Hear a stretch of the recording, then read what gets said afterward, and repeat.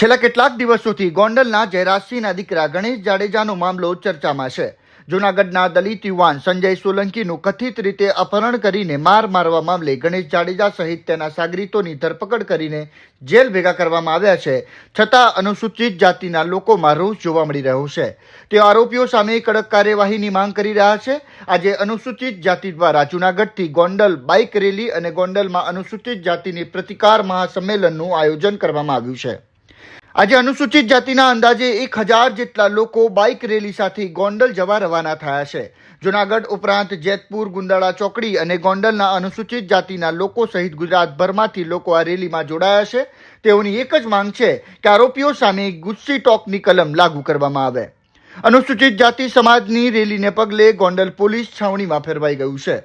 ગોંડલમાં પોલીસ દ્વારા ચુસ્ત બંદોબસ્ત ગોઠવવામાં આવ્યો છે. ગોંડલ, રાજકોટ, જામનગર, સુરેન્દ્ર, દ્વારકા, મોરબી જિલ્લાનો પોલીસ સ્ટાફ ગોંડલ ખાતે ગોઠવાયો છે. જેમાં 4 ડીવાયએસપી, 11 પીઆઈ, 34 પીએસઆઈ, 4 ઘોડેસવાર પોલીસ, 400 પોલીસ, 12 ટીઆરબી, 95 હોમગાર્ડ સહિત અંદાજે 600 જેટલા પોલીસ કર્મચારીઓને ગોંડલમાં તૈનાત કરાયા છે. ગોંડલના ધારાસભ્ય ગીતાબા જયરાજસિંહ જાડેજાના નિવાસ સ્થાને પણ ચુસ્ત પોલીસ બંદોબસ્ત ગોઠવવામાં આવ્યો છે. તમારે